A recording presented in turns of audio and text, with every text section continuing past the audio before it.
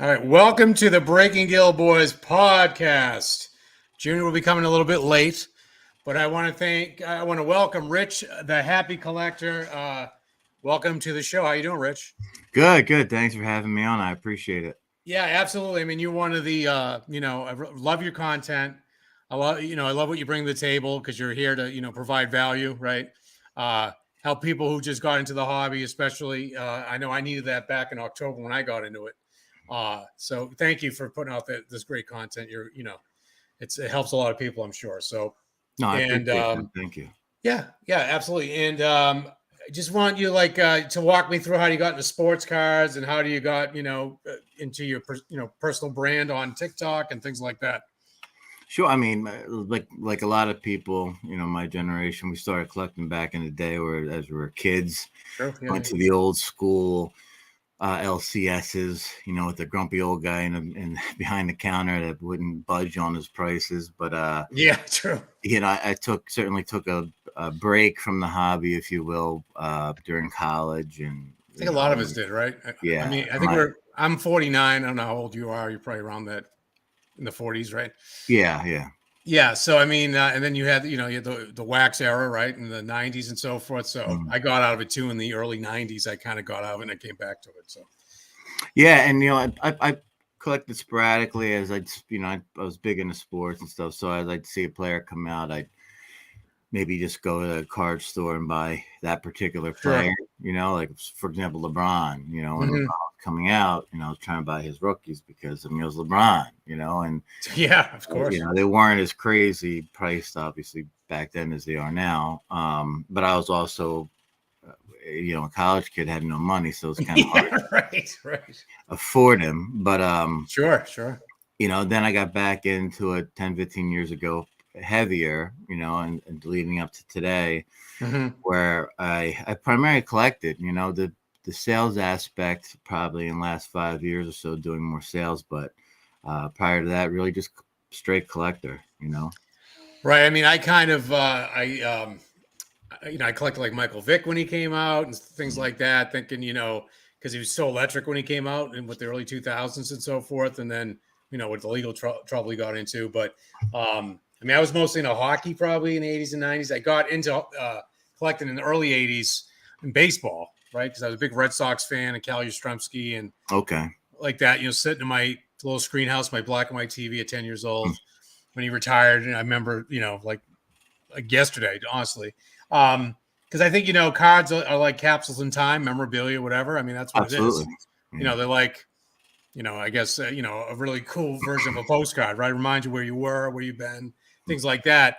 And I try to explain that, to my wife and my son and I, which he'll be on a little bit. These are not just, I don't want to show Tua. Try to find like Drew Bledsoe for me was huge because the Patriots were going to leave New England in the late 80s, early 90s. They were going to leave. But then, they hired Bill Parcells and they got Drew Bledsoe and then they were relevant again. And if it wasn't for those two guys and Bob Kraft, I mean, there's no Tom Brady on the Patriots in New England anyway. Yeah. Do you know what I mean? So no, absolutely. And it brings you back to the moment. Like I remember watching the game where Bledsoe got hurt. Yep. And then this 6th-round pick. I mean, I was a big college football fan, still am. Right. And, of course, I knew Tom Brady from Michigan, and he came in and at the time you didn't get all the access. So because he was a good player, I was shocked he fell so far. But as we've seen now, his combine tapes, he was dirt slow. He looked awkward and lanky in the combine. So I think that hurt him. Yeah. But he immediately came in and it was like, wait a second, what is he doing? This guy is amazing. Like how can he come out of nowhere and be this good? Like you talk about a guy that slipped through everyone's radar, Yeah, and he was buried behind Drew Henson. That whole back and forth. And... You gotta come closer. So Junior's coming out of this. I tried this background screen and it's not really working. Say hi to Rich, Alex. Hey, buddy. Yeah. So he's got his little monkey with him. But all right, just do this. This is better. Oh God, this blue screen. But anyway, so yeah, I mean, there's like capsules in time, which is really cool. And my son and I got back into it because of Mac Jones got drafted by the Patriots, right? So we stopped in a ice cream / card store, which is an awesome combination. Yeah, So, that is. to I pick up some, lived there. yeah, I mean, to pick up some score, when the score came out, and I got a Mac Jones, and I think I got a Zach Wilson as well, and stuff like that, and that got the ball rolling. And then I remember, Gary V talking about it. I'm a big Gary Vaynerchuk guy, as I'm sure you are as well. Yeah. He's seldomly been wrong. He's No, I'm a big Gary Vee fan. I mean, I was a fan of Gary Vee's prior Me too, to yeah. the sports Crush card it. stuff because he's a marketer. He's actually a very brilliant marketing mind. I mean, people don't realize what he's Oh, like when he worked in involved his in. dad's wine store. Yeah. Yeah, I mean, even stuff past that. I think he was involved in Resi. He yeah. was involved in a lot of different things that I don't think people even really talk about. Right. Oh, that's right. I got to take this out. See, can you hear me okay, Rich? Yeah, I feel you're great. All right, cool. Sorry, we had to switch here. My son's like, I can't hear anything. I'm like, oh yes, I'm on headphones. So I mean, yeah, Gary's been unbelievable. So Gary was talking about, I was going through some stuff. I was out of work, and I'm like, I sold a bunch of Star Wars stuff I had on eBay and got some money together and started getting into the thing. Little did I know the pricing, the competition. Again, I mean, I see this as it's a hobby with a business element. It should not be a business with a hobby element. You know what I mean? Yeah, sure. That's where I think it's become, unfortunately, it's more leaning towards business, right? So speak a little bit about, because you kind of in one of your last videos talked about like the influencers, if you will, let's be honest, the backyards of the world and the big guys like the Laytons and stuff like that. I mean, do you see? I mean, I don't really fault those companies for doing that because they do that in every industry, right? They get fitness models to do the drinks and so forth and so on. So where do you think that's going to like go to? Are you going to think they're going to have each their own army of influencers and stuff, or? I mean, I think it makes a ton of sense in today's world. Right. As soon as people started becoming, I'd almost say larger than the hobby. You're going to eventually get these bigger brands to say, hey, we have to share the spotlight with these guys because these guys are in essence our street soldiers. They're our salesmen, and I know Layton is much different than Backyard Breaks from their approach, right? Layton's a little more laid back than Backyard Breaks, and I actually can appreciate them both. I know a lot of people give Backyard Breaks a lot of heat. When I was what are they guys like 23 years old? When I was 23, I was right out of college. I was working at GNC. Part-time and working at GE was my first job out of college. Oh, okay. I was working that as a 9-to-5 and working at GNC as a side job, mainly because to get discounts on the nutrition stuff. Because I played football in college, so I was real big in that nutrition. So I was downing stuff that, quite frankly, I don't even think is legal anymore. But that's what I was doing at 23. These guys started not only a personal brand, but probably a multi-million-dollar business. So, I don't fault them. They may not be my style, but I'm older. I mean, they're not. I'm not their target audience. Well, right, yeah. I mean, I think if you remember the MTV show Jackass, I mean, they kind of integrated that in, and that's their own brand. Great, And I know they made mistakes. So to be honest with you, I was not a big fan of theirs after all that came down. But I, over time, have kind of warmed up to Grant, like what he's bringing to the table, and that he actually does videos that bring value, and it's not just about the goofy slapstick stuff. I think he's doing more of that now. I think I follow him to some degree, and I think he does more of that stuff now. And I think that maybe comes with not the maturity of the person, because I'm not mature, so I'm not talking about anybody else's maturity. I'm talking maturity of their brand. I think for sure. That kid's pretty sharp. And because people don't realize Backyard Breaks was Backyard Athlete, whatever it was. Mm-hmm. They got a ton of their followers before they got in sports cars. There were a bunch of guys clowning around playing sports in the backyard. Like that's how he started. That's how it started. Okay. Yeah. Yeah. Okay. And then he switched over to sports cars and just kind of ran with it. So he had some knowledge of social media and getting a following and being hype and pulling in the younger crowd before he got into sports cards, right? So he made that shift, which was smart because he's probably put more money in his pocket doing this than he was doing the other gig, Right. No, I mean, absolutely. I mean, you got to kind of, to open up the door for other opportunities, you got to build that personal brand, right? And this is kind of good segue for both of us because we're both somewhat new breakers to the world here. I just teamed up with Part-Time Pulls. Part-time. Good God, they're gonna kill me. Prime-Time Pulls. Crazy day, dude. Prime-Time Pulls. I reconnected with a friend, a mutual friend of mine from like 25 years ago. We reconnected because he saw that I won a Luka Doncic card in a giveaway at the Hobby House on Whatnot, and he knows those guys. He's like, I know the guy who won it. So my buddy gave him my number. He ended up texting all these cryptic text messages from stuff from when we were younger. And I'm like, oh my God, it's Virgilio. Then I'm like, it clicked.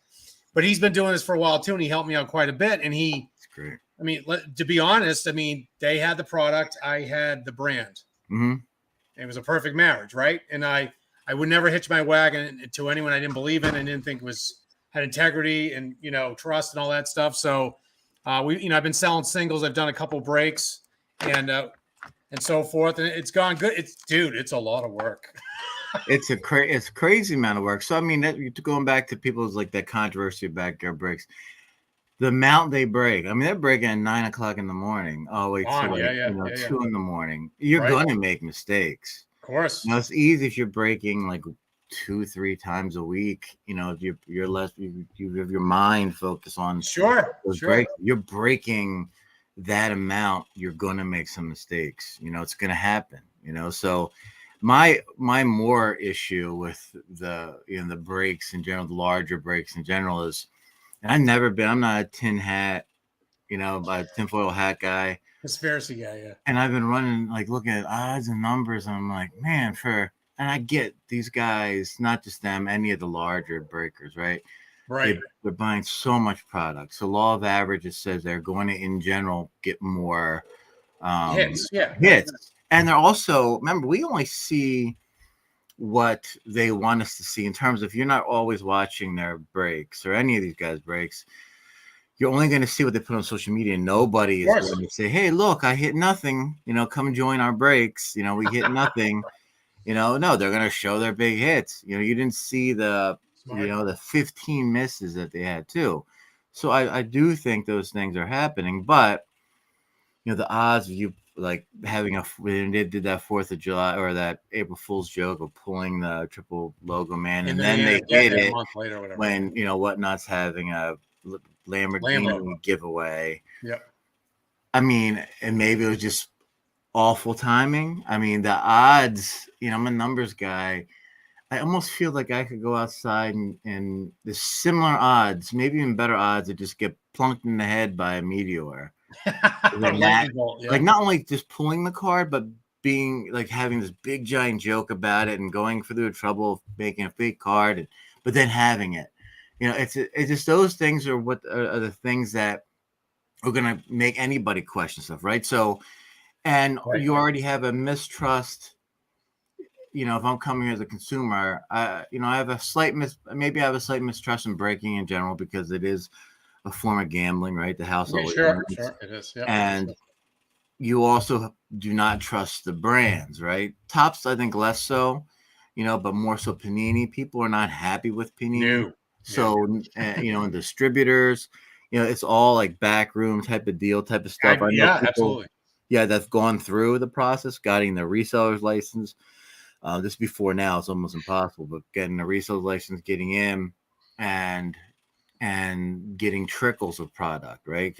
And not only getting stuff at retail cost until they spend $10,000, and that $10,000, and they're actually getting prices at allocation. And people don't realize when they're buying stuff at allocation, it's a gigantic markdown from what we see as consumers. So if you think they're breaking, like, wow, how can they have these prices? How are they making money?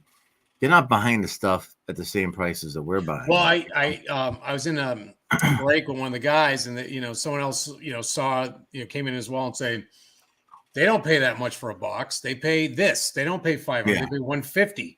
I guess if you are with a distributor and you buy in bulk, they're going to give you bulk discounts. But not even having to do bulk. So a guy I know, he used to break. He isn't breaking anymore, but he had gone through the process. Real smart guy.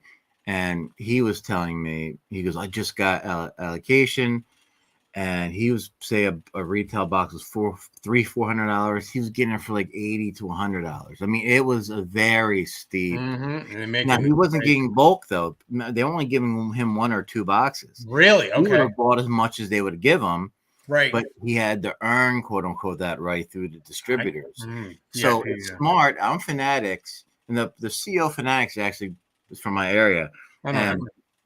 and if I'm Fanatics, why do I want to deal with that? Like why do I want to trickle my product to the end users through an additional layer when Sure. Fanatics definitely understands distribution. They understand how to get they don't need a distributor, right? They can go right to the breakers that they partner with, right to Right. the stores they partner with.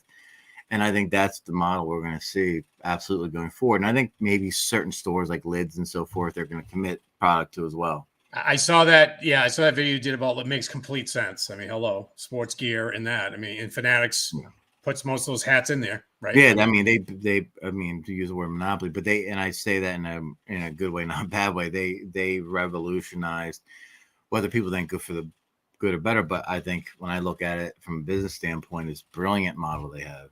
Well, I mean, I used to. So just a little more background about me. So I was a sports. I had a sports blog back in '09 when blogging was like hip and cool Yeah, and all that. And I put an event on called Boston Sports Blogapalooza, which got, we had major sponsors like Nesson and Comcast Sportsnet. And I had like Bert Breer came to one of them, and that's we cool. had, we had some, local and ended up being national people coming to this, networking event because at that point, mainstream media knew they had to get in their, grandma's basement or mother's basement. Do you know what I mean?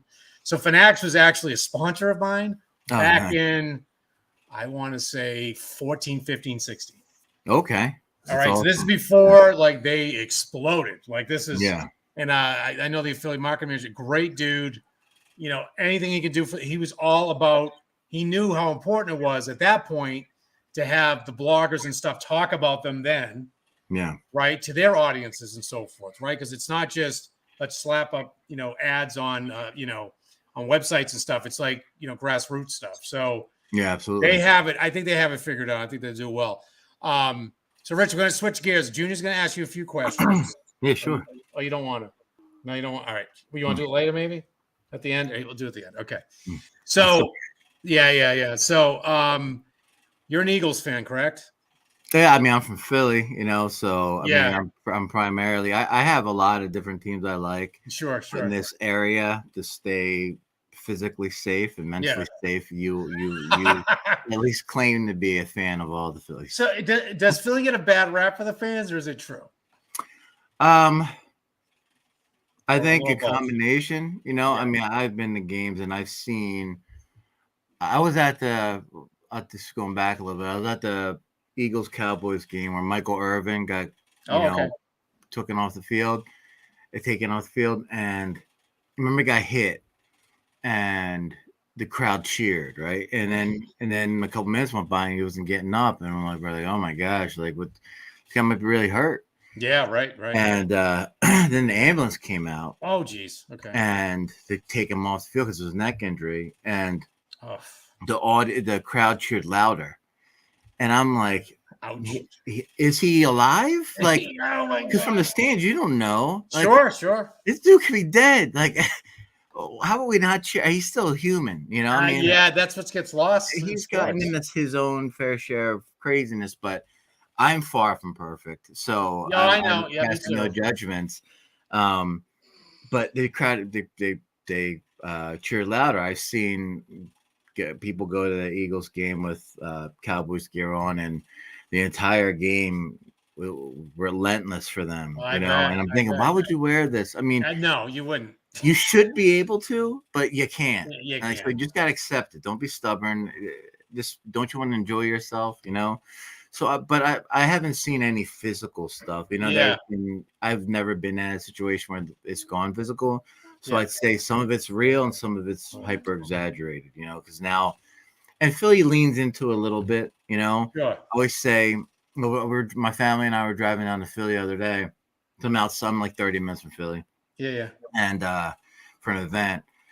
and we're driving by the Rocky statue, and my kids were looking. I'm like, see that big line for that statue? I'm like, yeah. They're like, who is that? I'm like, that's the greatest athlete we've ever had. I was Ah, like, unfortunately, he's fictional, but yeah. he's our greatest athlete.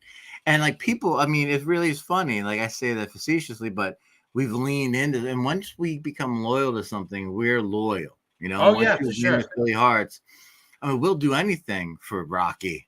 He's not even a real Oh, I dude, mean, yeah, you for know? sure.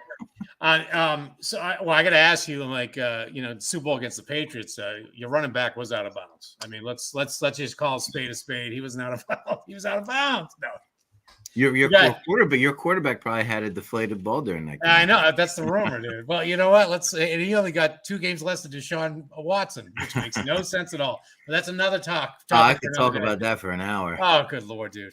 And then you had Josh Gordon because he had a little Mary Jane that he's gone for like multiple years. But Yeah, anyway, 27 games for weed. I But know it's unbelievable. So, all right, Junior Rich wants to ask you a couple questions. He's ready. how you doing, big man? Get the monkey out your face. Go ahead. All right, go ahead. What's your favorite card? Your favorite card? My favorite card I have right next to me. Well, but there you I go. thought maybe I would get that question. Yeah. So my favorite card is this bad boy right here. Let's see if my setup here Back a works. little Can you bit. see There you it? go. Is that Hank Aaron? Yeah, Hank Aaron. Let me Nice. see. Yeah, it's I have this blurring a new little. camera that's supposed to autofocus. Yeah, there you go. I see right him. there. Yeah. Is that his And rookie? it's his Bowman rookie. It's Okay. 1955 tops. That's awesome. It's the 7 TV years set old. design. It's his That's first cool. Bowman card. Now, why this is my favorite card? I mean, it's not in the greatest shape, but why it's my favorite card is because this is the first card as a kid. You know, I saved up allowance money and No paper. way. I was a paper boy and stuff Yeah, me too. to go Yeah. out and buy, you know, and I bought with my quote unquote own money. And, Listen. you know, I was so happy, you know, I'm like Hank Aaron, because I've always been a fan of Hank. I'm still a huge fan of Hank Aaron, especially when you know the history and what he went through and stuff. So like that's why that's my favorite card. How much was it when you bought it? I think like $100 I think. Wow. Yeah. I'm sure it's worth more now. You know what? The condition is not phenomenal. You know, it's not like a PSA. But you have you do have like some of the vintage cards, PSA 2, 3, and 4, and they're still worth a good amount of money. Oh right? yeah, absolutely. I mean, if I got it graded, the price point would jump up. You know, But you don't. It's your baby, so you don't. Yeah, I don't. You know, just because I don't need it graded. You know, I'll never sell it. You know, give it to my kids and stuff. But yeah, we'll talk about. So Junior and I, we try to get some retail when we can, and you know how hard it is to get retail to rip. That's what kind of stinks about the hobby for kids is we can't get products. You can't get anything. It's getting a little bit better, but it's still tough. Yeah, I mean, back in the day, we could get it everywhere: convenience stores, drug stores, supermarkets, wherever. But anyway, we're doing pretty well. So if you saw some of my videos, like he has a knack of just pulling good stuff out of boxes. That's great. Like my sister bought us 2. You can't really see the stupid background. Well, anyway, it's a Trey Lance Prism. I'm never doing this background thing again, by the way. You can probably see a little bit. This we got a Chronicles blaster. My you got the black. Yes, the black one. Yeah, they're pretty sharp. Yeah, they're pretty sharp. And then this is probably the most expensive card in the retail. Yeah. So he got a $30 card, and he already made his money back. He hit. What else have you hit? You hit. Sway sent us a Junk Wax 90s hit on Upper Deck, but we had a blast because we were looking for Ken Griffey's second year. Yeah, he got it. And nice. We had this Herbert here. You probably can't see because of the stupid background, but the black and you can see a little. The Absolute. Yeah. We were up in New Hampshire on vacation. We bought a bunch of packs, and he got this one. Very cool. Good. Yeah. And then the one cello pack that he had his hand on in Prism and then put it back. It ended up having a red, white, and blue Trevor Lawrence. So you never put back. You never put back the card you first touched. The pack you first touched. Next one. All right, he doesn't want to talk about that. Go ahead. What's your next question? No, ask about his. Not yet. Okay, not yet. Okay. What is your most valuable card? Most valuable card, money was. Everybody asks me that. Honestly, I don't know.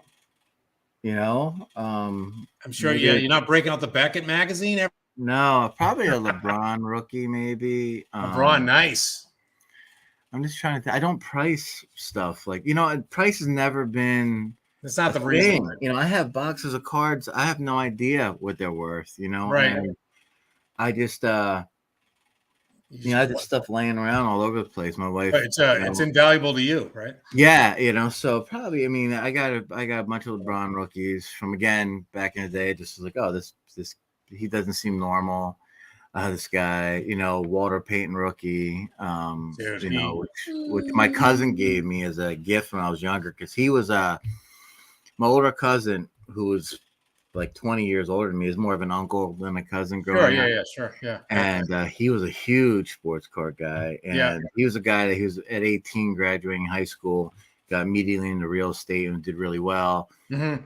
I got everything, my first stuff from him. Like my first car was a BMW 325 with like 5-star rims on and stuff. Wow. Not because I grew up in a 2-bedroom apartment, right? And so I didn't come from money.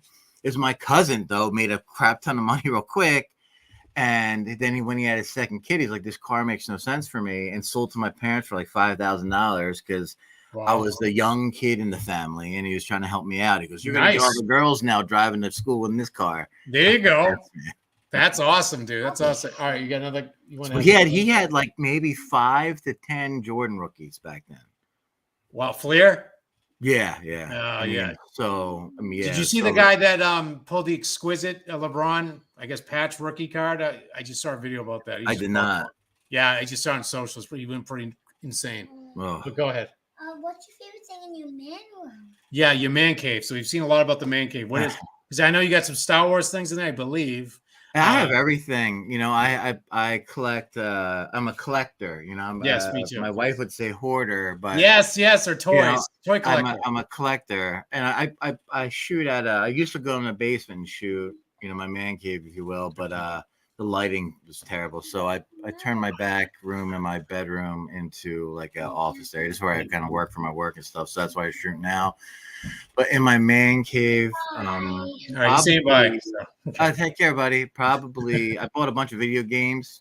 Sure, like vintage video games. My kids could play and hang out down there, but it turns out I play them more than they do. Oh yeah, absolutely, yeah, dude. I mean, yeah, absolutely. It's crazy how they grade games now. That's kind of crazy that they do that. Gosh. Yeah, I've seen that. It's wild. Yeah. Oh, it's all about again, all these things are like nostalgia, right? They're all like, I bought this. I am a 49-year-old man, but I had to have this. I had to have my Stormtrooper helmet. Oh, that's pretty cool. Yeah. From the Mandalorian. I had to have it. I got like little small, like Stevie Ray Vaughan, little model guitars and stuff because I just love music. Music's a big thing for me. It's my number one passion. I don't play, but going to shows and records. Oh, that's awesome. Collecting, I got into vinyl during the pandemic. Being home, I bought a record player and listened to vinyl, which I haven't listened to any vinyl since I was probably like 7, 8 years old. Oh wow.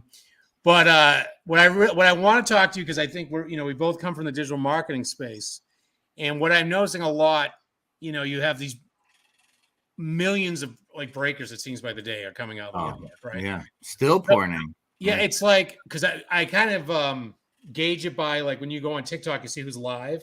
Mm-hmm. Like when I remember going back and because I was on TikTok like 3 or 4 years ago because of Gary, because he told me, same here. Yeah, and everybody's like, it's just kids dancing. I'm like, well, they said about Facebook and Instagram too. They said the same exact things, and every company's on those platforms now, right? Because people are just scared of things they don't understand. That's how it is. Yeah. We've seen a lot of that, right? So, but I try to tell people with my content, say again. The cards don't make the breaker makes the cards. You are in the entertainment business. End of the day, it isn't just the cards that you have laying around. It's can you hold a room? Absolutely. If you're boring as hell, people are out. If there's people like I just don't like their voice. I mean, I can't sit through all the people. Probably don't like mine either, I'm sure. But I'm just like I just can't get into it. I kind of compare it to a casino. Yeah. Like I don't know if you've been to Vegas, but I'm sure I never been to Vegas, but AC. Yeah, but AC probably same thing. There's hotels that are the ones you go to because they have all the other things as well. If you will.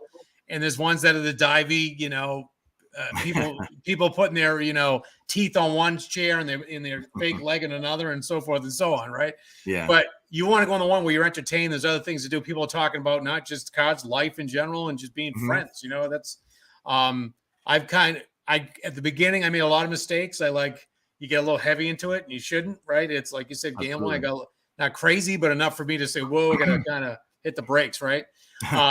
Whatnot, especially. Whatnot is addictive as F, man. It's a very smart platform, you know, and but one of the things I do regret, I got accepted into Whatnot early on for them switching to sports card just because they followed me on social media. Yeah. And I sold a little bit, but I'm like, I don't really love doing this because I'd be up to like 2:00 in the morning. But now I'm like, I should have just stuck with it because I probably could be doing that full time, but right. I just see the cards. I'm like, I don't want to sell this. Like, I want this card. Like, I don't. Well, that was my whole thing about not getting into it. I'm kind of a little jealous. I'm kind of jealous. Like, if I would never give like lottery tickets as gifts because if someone hit, you'd be like, oh Jesus. No, I absolutely will never do that. I mean, I want to be happy for them. At the same token, I'm like, oh, thanks for the candle. I'm glad you enjoy your $25,000. I can get a lot of candles with that. Yeah. But it's just like so. I knew that I had to kind of pull it back, but then I realized like there's a few people. I probably have maybe there's one or two on Rip and Wax. I like a lot. Valley Collector is pretty. He's a good dude, Rip and Wax. I like them as well over in we call it on Whatnot, but majority of the guys and gals are on TikTok that I work with, that I like doing business with, because they're just good, wholesome people, and I become friends with them all. You know what I mean? So it's just that's who you want to give your money to. And when I started getting to breaking, a couple of them came in and bought spots. They, it's all about helping each other out. That's how that's what friends do, right? So that's like the really cool part of it, I think.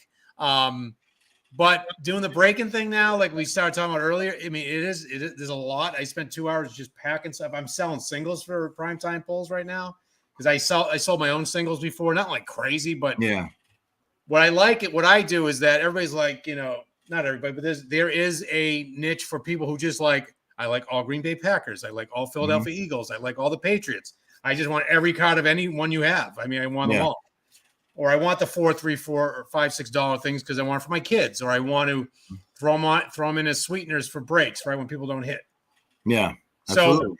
So, so that, now that the probably call them part-time pulls, guys, forgive me. I keep saying that. I don't know why, because I work kind of part-time. So I don't know, but prime time, they have a really, a good stuff. And that, it's great that these people getting excited about what we have to offer and we give good pricing. And again, in customer service is key. Like I say, I'm getting it out in 48 hours. I'm getting it out in 48 hours. I'm going to send you tracking.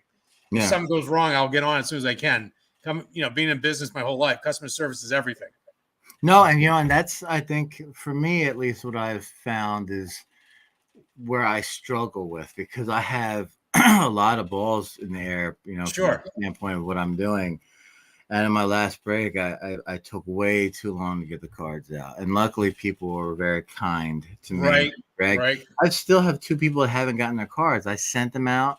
I don't know what the hell, excuse my language, the mail post office is doing it. So now I got one that's figure out. Yeah, I got to figure out, because there's this show as sitting pending. So now I have to figure out what I can replace that's going to be at least satisfying to them to some degree. I mean, I had a guy big hits, but still it stinks. Like, I feel bad. So, like for you're saying, your partner, I'm going to start dealing with a local card store in my area, S&B Sports Connection, or Sports Collectibles.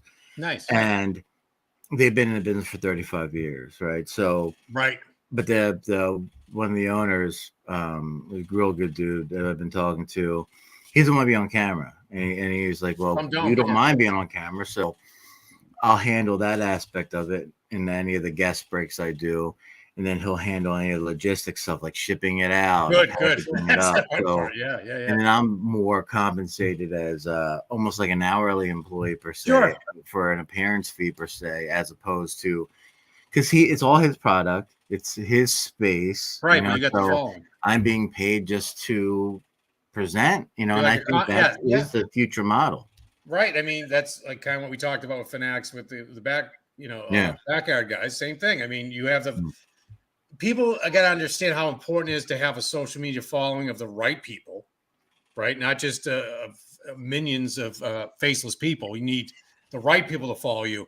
So, as a digital marketer and content creator as yourself, what kind of advice would you give somebody that wants to kind of build a persona like you and I have built, based on integrity and trust and like bringing value and helping people out in the hobby?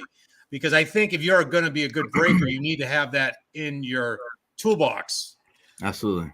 So what advice would you give, and how, with your path and so forth? The first thing is you make sure you love it, right? And that's why I say it has to be a hobby, not just a business for you. Only Right. because you have to live and breathe it from Sure. a standpoint of content creation, right? Right. And I honestly, people can go back and double check me. I think it was between 200 and 250 videos I produced before even trying to sell. Like 1,000, when I hit 1,000 followers, I was like, okay, well, now I'm in the game, if you will. Like I can have something to build upon, but I didn't start selling there. I've never sold live on TikTok. Never. I've still to this day, I've never sold live. Right. I don't see TikTok as that. Not for me. That's not what I do on TikTok. Right. But if that's what someone else does, fine. It's just not, again, you choose what you want to do. I TikTok is my mouthpiece, right? So I utilize that to connect with people. So why I called myself the Happy Collector, you think about the millions of names you could call yourself, right? Right. And because I was on Sports Card, Twitter, if you will, prior to TikTok. And that's why we follow Gary Vee, and actually he follows me back, which is cool. Wow, there. nice. Yeah. Did you meet him at National? We have a mutual friend, oddly enough. So one of my best friends grew up with him. So no way. We're basically talking about that, but nice. So I told my buddy, you gotta hook me up. I want to interview Gary Vee. So he's trying to work on that for me. Yeah, good. He's a good interview. But everybody was super. There was a lot of negativity on Twitter, Sports Card Twitter. It can get pretty nasty, and I was like, we should all be happy. I know it's corny. It sounds, but that's kind of where I got to. And then when I went on TikTok in like 2019, my whole goal was to post. Again, I collect more than just sports cards. Sure, me too. Yeah. The Happy Collector was large enough, wide enough where I could do anything really.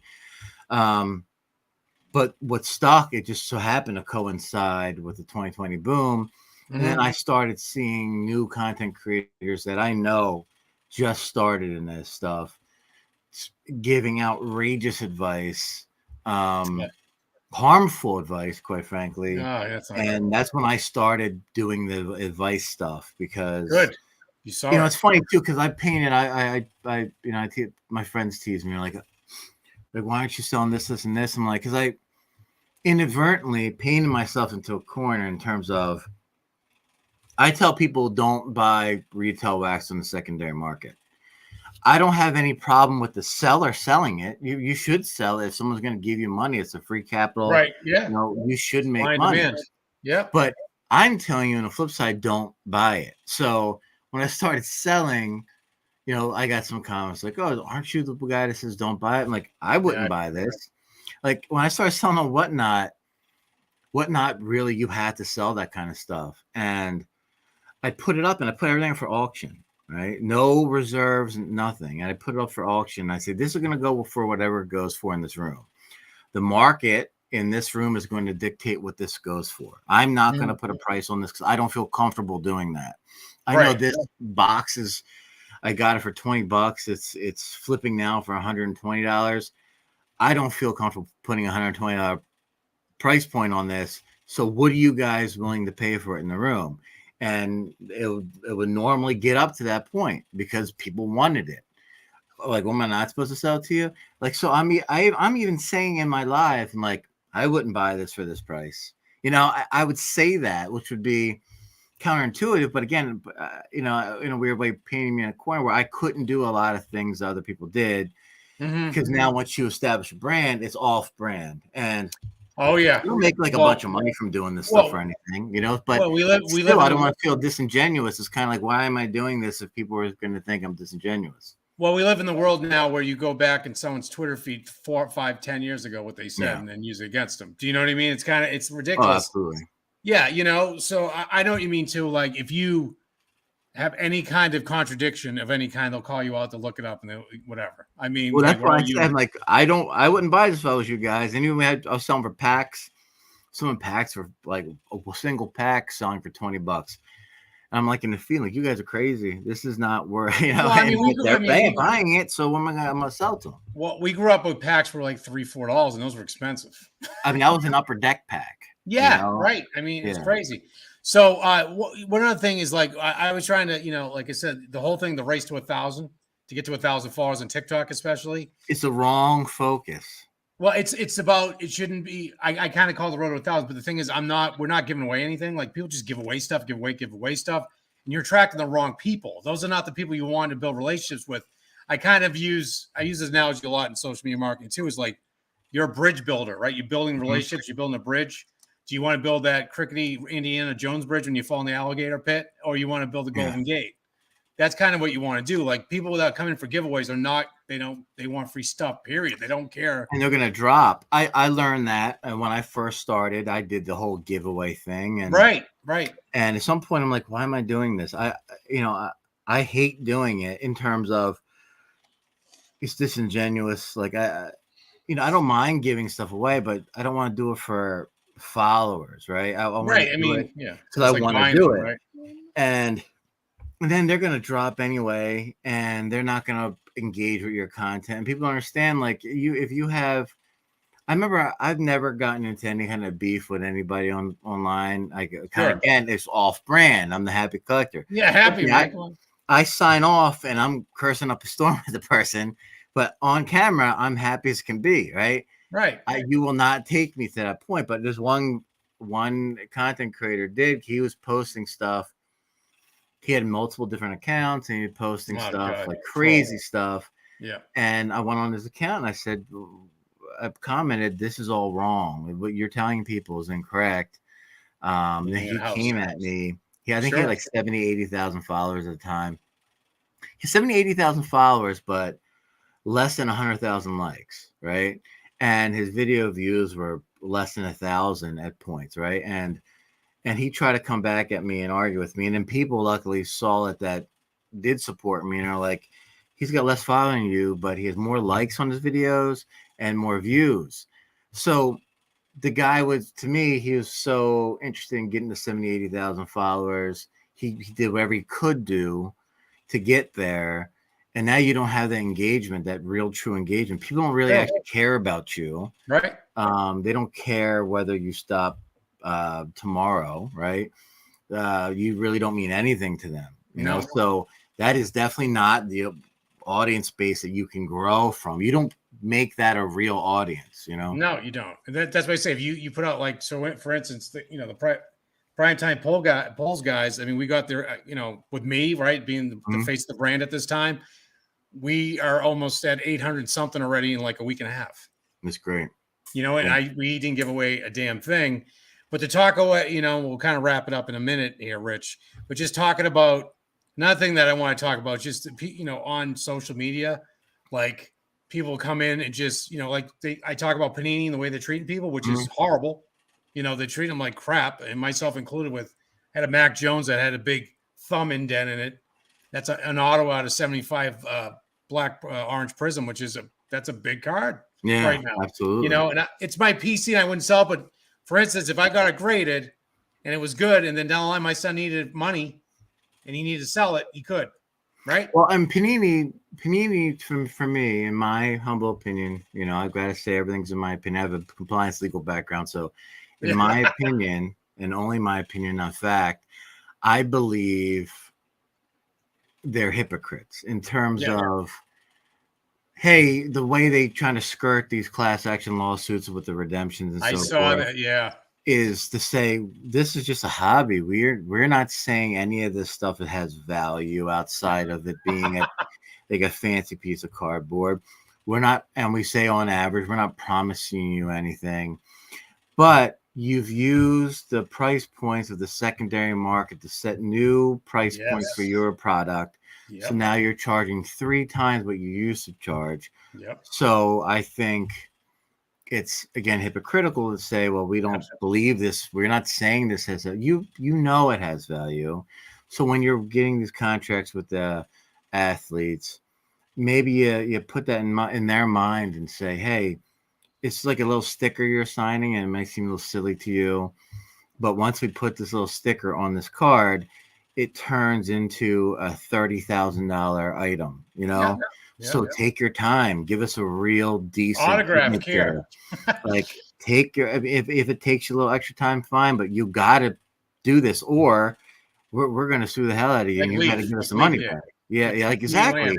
And Good. Leaf, I give them they went there with CD Lamb, and CD Lamb quickly, all of a sudden, the card shows up. You know, all the cards show up. You know, so you know, it's Panini not keeping these athletes. And in the athletes' defense, they're just it doesn't mean anything to them. They don't, you know, they sign this deal and they're getting paid X for it, or they have to do it through the NFLPA agreements. They're not thinking of it in those terms. But Panini knows better. You know, they need to drive that. You know, and I think they failed that. And I think Fanatics will do it better. I just because of how they run the ship, I think they'll do a better job. Well, they kind of almost have to at this point because it's so terrible right now. But we're gonna, Rich. I'm gonna, just want to thank you so much. It's been an awesome conversation. Again, I think we'll have to have you on again because you and I could talk for probably days. But please plug your socials. What's upcoming for you? All that good stuff. Oh, I appreciate it. So my website, thehappycollector.com, I sell some stuff off there. I'm actually looking to upgrade the website a little bit in the near future. Cool. If you go in there now, there's not a ton of stuff there. I have a Discord where it's there's a free version, and there's also a version where you pay $10 a month, and I use monitors, not bots, but I use monitors that will ping us. So for example, for today I got blasters of optic football, and I got it because number one, the community that's in there, they share links and all that kind of stuff. I have to get in there. But also I have retail monitors. As soon as it hits, it pings us. So nice. Everybody in my group walked away with optic football today. Awesome. That's great. And there's not only in that, like people say, hey, don't you right now you go to the Barnes and Noble that, everybody is an active member, and especially in the premium group. I'm not just trying to plug the premium group, but trust me, the money I make on the premium, the monitors are crazy expensive. So, I have to pay that bill. Sure. And then the money, maybe I get a night out dinner, with my family. It's not like I still have to work, Yeah, you're not rolling in it. Yeah. No. But it is useful. And people can plug in if they say to the group, hey, I want the monitors to monitor this specific thing. I collect G.I. Joe toys. I wanted that. You can, in my group, you don't have to go through a rigmarole of getting approvals and stuff. You can just plug it in. Even if it's just for you, cool. It's fine. Like no one cares. Like I have so many good people in that group that, quite frankly, they've become admins, and they, quite frankly, run it more than I do at this point. They do giveaways. I have people in my Discord that do free giveaways for no benefit at all whatsoever for them. They're not plugging anything, not doing anything, but just being cool to the hobby. Wow, that's lost commodity. And they, I mean, it's such a good group of people, men and women in there, all different ages. And it's just a good group of people in there. So I recommend people even if you just want to join the free side, there's still a lot of information there, Well, you convinced me. I'm going in there. And if you go my TikTok, all my socials, I'm always the Happy Collector, except for Twitter, my full name, because I used to have my presence was, hey babe, have a presence where it was social media, because I'm a certified social media manager, and so I would just talk social media. So because of that, though, most of my followers are social media people. So they're probably like, what is this guy talking about sports cards for? So I get awful engagement on Twitter, so I don't even bother. Well, I mean, again, you need social media skills to be on any of these platforms. You know what I mean? Here's my daughter. Hey, what's going on? There's my son hiding in the ether. Come on out. There he is. Nice to meet you. Hello. The future of the hobby. Here we go. There they are. But Rich, I'll let you go run off with your, with your family there. But hey, man, I really appreciate it. It's been a good talk. We got to do it again for sure. Anytime, man. Yep. And, again, this is another Breaking Gill Boys podcast out. What do you want to say? What do you want to say? Wait. Wait. It's gonna turn off soon. Wait. What? No, we're going to end it. Hold on. Okay.